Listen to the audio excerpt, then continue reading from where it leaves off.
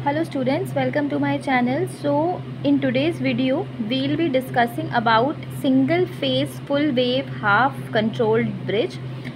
तो जैसा कि हमने अपनी प्रीवियस क्लास में बच्चों डिस्कस किया था single phase half wave controlled bridge, जहाँ पे हमने उसके बहुत सारे वेव फॉर्म्स पढ़े थे, किस तरीके से उसमें एक SCR एक डायोड के साथ कनेक्टेड था।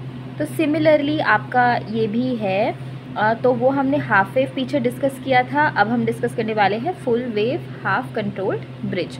तो बच्चों वहाँ पे आपके सिर्फ एक ही SCR कनेक्टेड था जो कि डायोड के साथ कनेक्टेड था, और उसके साथ हमने एक लोड लगा रखा था, और हमें इनपुट हमारा AC होता था और जो हमें आउटपुट ऑब्टेन होता था वो हमारा DC होता था। तो अगर अब हम full wave half control bridge की बात करें तो यहाँ पे आप देख सकते हैं कि ये SCR1 है, ये SCR2 है। यहाँ पे आपके दो डायोड्स हैं, ये जो दोनों डायोड्स हैं आपके फ्री व्हीलिंग डायोड्स की तरह काम करेंगे। तो इसकी चलिए वर्किंग हम समझ लेते हैं कि किस तरीके से ये जो आपका सर्किट है ये वर्क करेगा। तो आपने बच्चों देखा कि यहाँ पे हमने ये डायग्राम ड्रॉ कर दिया है। यहाँ पे आपने देखा कि यहाँ पे दो SCR हैं, दो डायोड्स हैं। आपने देखा कि यहाँ पे एक सिंगल फेस AC सप्लाई को हमने इनपुट की तरह यूज़ किया है, और जब हम इसका आउटपुट कैलकुलेट करेंगे तो आपको एक फुल रेक्टिफाइड DC मिलेगा उसके आउटपुट पे। तो जब इसकी हम पॉजिटिव हाफ साइकिल की बात करें तो यहाँ पे आपका SCR1 एंड D2 यानी कि alternatively they will start conducting. तो आप जब पॉजिटिव हाफ साइकिल की बात करेंगे तो इसमें क्या होगा, आपका SCR1 और D2 ये कनेक्ट करेगा, और अगर हम नेगेटिव हाफ साइकिल की बात करें तो वहाँ पे आपका SCR2 और D1 कंडक्ट करेगा। इस तरीके से बच्चों क्या होगा कि आपको एक फुल रेक्टिफाइड आउटपुट ऑब्टेन हो जाएगा, क्योंकि दोनों तरफ से आप देख रहे हैं, एक बार तो एक SCR कंडक्ट कर रहा है और दूसरी बार में आपका SCR डायोड्स कनेक्ट कर रहे हैं, और जब सेकेंड फेज़ की बात करें तो उसमें आपका SCR2 और D1 कनेक्ट कर रहा है। तो बच्चों जब हम पॉजिटिव हाफ इनपुट की बात करें तो जो अगर SCR1 वर्क करेगा तो हमारा SCR2 it will remain idol, यानी कि इट विल स्टॉप वर्किंग। लेकिन जब आप नेगेटिव हाफ साइकिल की बात करें तो उस कंडीशन में क्या होता है, SCR2 जो है वो रिस्पॉन्सिबल है for the control when SCR1 is idle. इसमें बच्चों आप दोनों डायोड्स देख सकते हैं। तो यहाँ पे आपके दो डायोड्स हैं D1 और D2, जो कि आपके फ्री व्हीलिंग डायोड है, यानी कि इंडक्टिव लोड इसमें अवेलेबल होगा। तो बच्चों आप इस फिगर से ये देख सकते हैं कि आपको 1.5 AC अगर आप इनपुट पे लगाएंगे तो आपको आउटपुट पे DC आउटपुट मिलेगा। Very important question that is asked in your exams. तो आपको एक हाफ वेव के बारे में पता होना चाहिए कि half wave single phase half wave half control bridge क्या होती है। उसी तरीके से इंपॉर्टेंट क्वेश्चन है कि single phase full wave half control bridge किस तरीके से वर्क करती है। तो यहाँ पे आपने देखा कि आपका SCR1 और D2 कंडक्ट करते हैं जब पॉजिटिव हाफ साइकिल की बात की जाए, और जब नेगेटिव हाफ साइकिल की हम बात करते हैं तो वहाँ पे SCR2 और D1 आपस में कनेक्टेड होते हैं।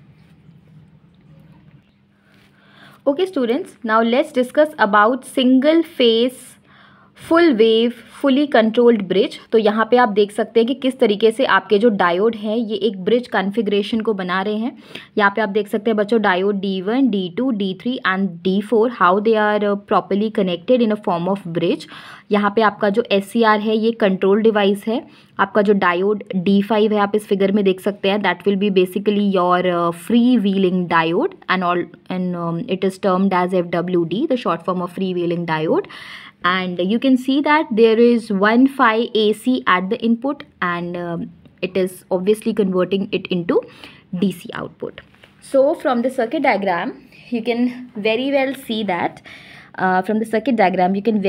that it is a figure of single phase full wave controlled bridge. यहाँ पे आप full wave bridge में आप देख सकते हैं, यहाँ पे आपने चार डायोड्स को आपस में कनेक्ट किया, that is your D1, D2, D3 and D4। SCR को जैसे मैंने बताया कि आपका एक कंट्रोल डिवाइस है। DC आउटपुट अवेलेबल होता है दोनों halfs of the AC input cycle, और जो आपका DC आउटपुट जब आप ऑब्टेन करेंगे तो उसको आप कंट्रोल कर सकते हैं जब आप फायरिंग एंगल SCR के फायरिंग एंगल को वेरी करेंगे। और डायोड D5 जो है ये फ्री व्हीलिंग डायोड है। तो ये तो हमने पढ़ लिया कि किस तरीके से ये डायोड आपस में अरेंज्ड हैं, आपस में ये सारे सर्किट्स किस तरीके से, ये अरेंजमेंट इसका क्या है, तो हमने उसके बारे में ब्रीफ डिस्क्रिप्शन देख लिया है। अब हम इसकी वर्किंग के बारे में बात करते हैं।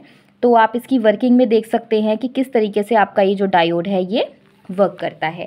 अब जो आपका बच्चों नेक्स्ट फिगर आती है वो है single phase full wave fully control bridge using 4 SCRs। तो यहाँ पे क्या है, एक दूसरा अरेंजमेंट हम पढ़ेंगे। यहाँ पे आपका SCR है, आपके 4 SCR आपस में कनेक्टेड हैं। तो आप देख सकते हैं कि किस तरीके से इस फिगर में 4 SCR लगे, SCR1, SCR2, SCR3 and SCR4। 1.5 AC आपका इनपुट है और ये आपका जो आउटपुट है वो हमेशा हमें DC में मिलेगा। तो अगर बच्चों हम पॉजिटिव हाफ साइकिल की बात करें तो वहाँ पे आपका क्या होता है कि SCR1 and SCR4 they will conduct, and in the negative half cycle अगर हम इसकी नेगेटिव हाफ साइकिल की बात करें तो वहाँ पे आपका SCR2 और SCR3 कंडक्ट करता है।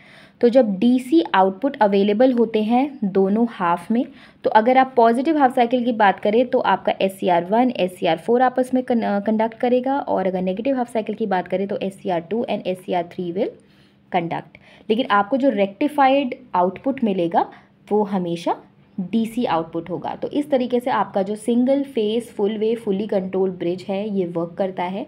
It is a very common question that is asked in your exams. तो आपको ये पता होना चाहिए कि किस तरीके से आपस में इनकी कॉन्फ़िगरेशन है, कैसे कैसे ये वर्क कर रहे हैं, और किस तरीके से आपका जो ये डायोड है इसमें किस तरीके से वर्किंग स्टार्ट होती है।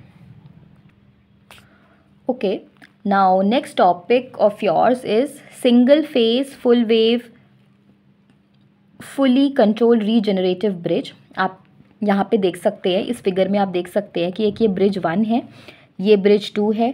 यहाँ पे आपके 4 SCR ब्रिज 1 से कनेक्टेड है, यानी कि दैट मीन्स फ्रॉम 1 to 4, और ब्रिज 2 में आपके SCR 5 से लेकर SCR 8 तक आपस में कनेक्टेड हैं। बीच में आपका एक पॉइंट है जहाँ पे आपका जो AC इनपुट होता है वो DC में कन्वर्ट हो जाता है, और यही DC जो होता है हमारा दोबारा से AC में कन्वर्ट हो जाता है। तो लेट्स स्टडी कि कैसे ये सर्किट आपका वर्क करता है।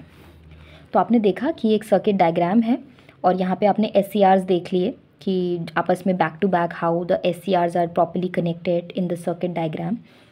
तो इस कॉन्फ़िगरेशन में आप देख सकते हैं कि 2 सेपरेट ब्रिजेस हैं जो आपस में बैक टू बैक कनेक्टेड हैं। ब्रिज 1 में आपने देखा SCR1, SCR2, SCR3 and SCR4, और अगर आप ब्रिज 2 की बात करें तो इसमें SCR5, SCR6, 7 and 8। So this is the basic arrangement of how these SCRs are properly connected.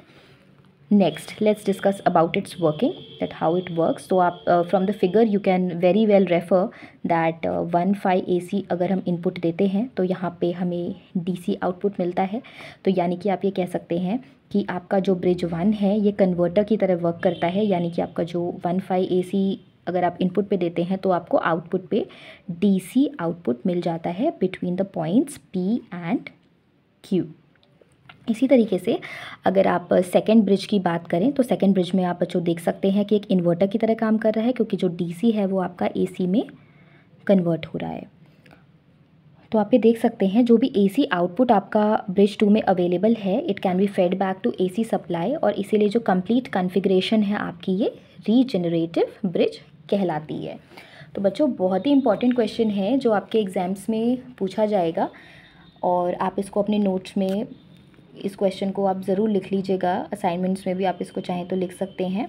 अब आपको एक होमवर्क का मैं टॉपिक दे रही हूँ, वो है 3 phase full wave fully control bridge, और एक है आपका 3 phase full wave fully control bridge. जैसे कि आपने इस सर्किट में देखा, यहाँ पे आप देख सकते हैं कि फुली कंट्रोल ब्रिज में आपस में किस तरीके से सब कनेक्टेड हैं। तो यहाँ पे आपके SCR1 से SCR6 तक होंगे। इसमें आपके जो टोटल अरेंजमेंट, जब आप 3 फेज़ की बात करें तो जो टोटल आपके नंबर ऑफ़ SCRs होंगे दैट विल बी 12, यानी कि ब्रिज 1 में there will be 6 SCR and bridge 2 में there will be 6 SCRs। So उसका भी कॉन्फ़िगरेशन और वर्किंग बिल्कुल सेम होता है, लेकिन बस SCR जो होते हैं, number of SCR it increases.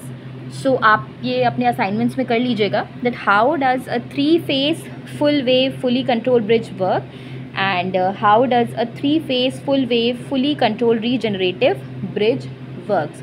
very important question that has been asked in your exam. So do make notes on this topic that I am telling you. So these are your 2 homework topics that you have to do in your notes copy. Okay, now let's discuss about why AC phase control circuits. That means कि आपको क्यों AC face control circuits को use करना चाहिए. तो इसका पहला जो पॉइंट है बच्चों वो ये है कि बहुत ही कॉम्पैक्ट होता है, it's very small in size और इसीलिए बहुत ही कम स्पेस लेता है. बहुत ही ज़्यादा एक्यूरेसी होती है इसमें और एफिशिएंट होता है than a conventional system. Conventional system is basically your BJT, FETs, so your basic electronic materials like your diodes and everything. So these are basically your conventional devices. Next is that it requires very less power. Power बहुत ही ज़्यादा इसमें कम power की ज़रूरत होती है, तो उसी उतने ही कम पावर पे इट ऑपरेट्स जनरली. उसके बाद है कि रिस्पॉन्स इसका बहुत ही फास्ट होता है. कंट्रोल रेंजेस जो होते हैं वो काफ़ी ज़्यादा होते हैं as compare to any other sort of systems. Next is your greater system reliability, यानी कि सिस्टम मतलब बहुत ही इजीली रिलायबल है, बहुत आसानी से it achieves reliability. Next is your economical, that means it's not expensive, बहुत ज़्यादा महंगा नहीं है, सस्ता प्रोडक्ट है, इकोनॉमिकल है, आपके बजट में. It is a budget friendly product, you can term it as that way also. Next is highly protective and the devices under control system are much safe as compare to other systems. मतलब बहुत ही ज़्यादा protective है. ऐसा नहीं है कि अगर आप इसको यूज़ करेंगे तो किसी भी टाइप का आपको इंडस्ट्रियल प्रोसेस में इससे कुछ प्रॉब्लम होगी या कुछ शॉर्ट सर्किटिंग की पॉसिबिलिटी होगी, तो इस टाइप की इसमें ऐसी कोई भी जल्दी पॉसिबिलिटी नहीं होती है. और next and last point is more automation is possible in electronic system, यानी कि बहुत ही ज़्यादा ऑटोमेशन इसमें पॉसिबल है अगर हम इलेक्ट्रॉनिक सिस्टम की बात करें. Okay students, thanks for watching my video. In next class we'll be discussing about cycloconverters and choppers. और आप मेरे लेक्चर्स को दोबारा से सुन सकते हैं यूट्यूब पे. उसके लिए आप लाइक, शेयर एंड सब्सक्राइब ज़रूर करें जिससे कि आपको लेटेस्ट नोटिफिकेशंस मिलते रहें. Okay students, thanks for watching.